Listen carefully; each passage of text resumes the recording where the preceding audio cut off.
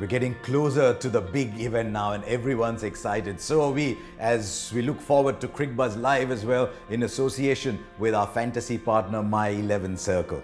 And we're looking at a team that was run by nice people that thought they would do something every year. They kept changing, they did everything they could and nothing worked.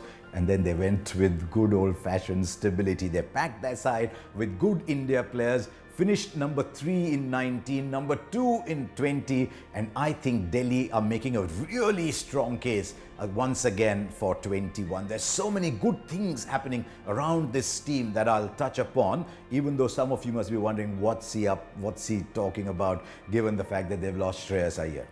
That is something you have to address right up front. I think Shreyas Iyer, the captain, is replaceable. Yes, I mean, there's a lot of experience around that side.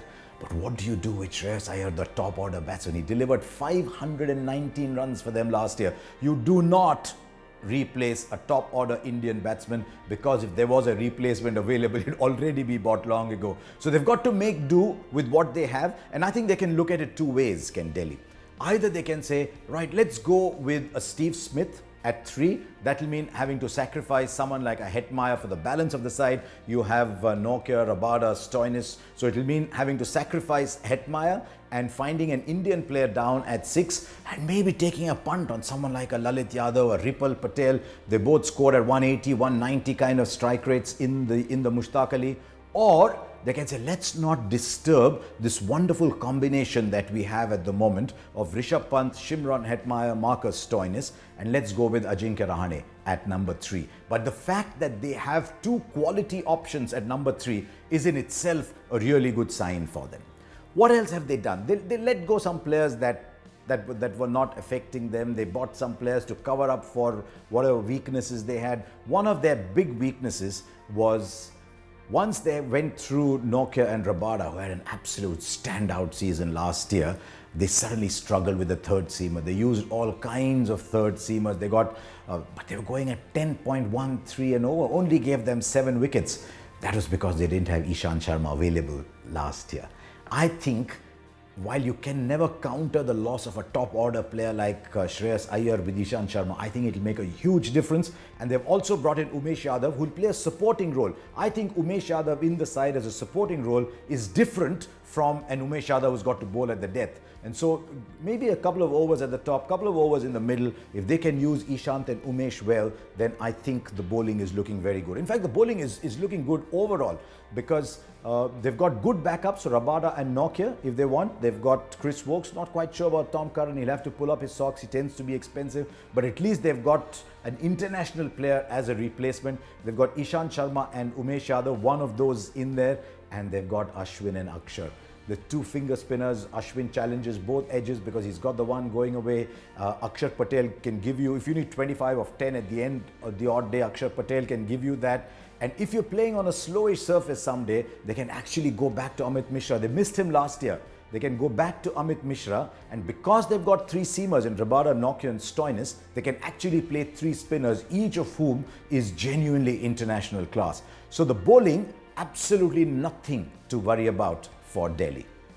What about the batting? A couple of very good things happened to them last year, and biggest of those was Shikhar Dhawan. As the series went along, he became a better and better player. 600 runs at 144. And Shikhar, the best thing about Shikhar Dhawan is every time you think Shikhar's coming to the end, he'll deliver a big performance. So maybe someone needs to whisper in his ear that he's not a sure shot for India's T20 World Cup side. And who knows, you might get the best of Shikhar Dhawan. I think Shikhar's got one other thing going for him, which is the red hot form of his opening partner. Prithvi Shaw was manufacturing runs in the Vijay Hazare. I mean, it's incredible that someone plays a 50-over tournament, average 165, strike rate 138, 827 runs, 400s, most of them big hundreds. So my X-factor player is Prithvi Shaw. And if Prithvi Shaw can carry even a portion of that red-hot form into this tournament, then Rishabh and then Prithvi and Shikhar at the top could well be the opening combination of the tournament.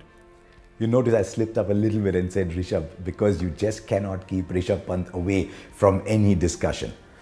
Start of last year's tournament, we're talking September, October, he's in a bit of a downer, is Rishabh Pant. What a difference these last 4 months have made. Rishabh Pant goes to Australia, plays standout roles in one match-saving innings, one fantastic match-winning innings, comes back into the white ball game, plays fantastic innings there. You almost cannot imagine an India team now without Rishabh Pant, and his keeping has gone to another level. Rishabh Pant, if he's batting in the death overs, is on par with a Pollard or a Russell. That's how good he is in those end overs. So my feeling is Rishabh Pant in a very good space, Prithvi Shaw really doing well, the Shikhar Dhawan there. You can actually play Ajinkya Rahane at 3 to keep one end going while you've got Hetmeyer, Stoinis, Pant to finish, and then you've got fantastic bowling. So I talked about all the options. Here is the 11 that I think Delhi could start with. You start with Shaw and Dhawan. I'd have Rahane batting at 3 and then have Pant, Hetmeyer, Stoinis. Maybe you can move those around depending on the situations. What that also does is 3 left-handers in the top 6, and then you could move those around if you want left-right combinations. Then you've got Ashwin and Akshar, maybe Akshar and Ashwin in that order. Then Rabada, Nortje, Ishant. Instead of Ishant, maybe Umesh, maybe occasionally Amit Mishra, but that is my starting 11 for them. I don't see any shortcomings in this Delhi side. Whatever shortcomings they were have been addressed, and it's a tribute to the kind of team that they picked, that in spite of losing 500 runs from a top order India batsman, they're still looking like a team that will challenge the best, that could become the best itself, and should be a very, very good chance of making the playoffs. Can they go the distance? You never know. Once you make the playoffs, then the dynamics change completely. But I think Delhi should be in with a really, really good chance of making the playoffs.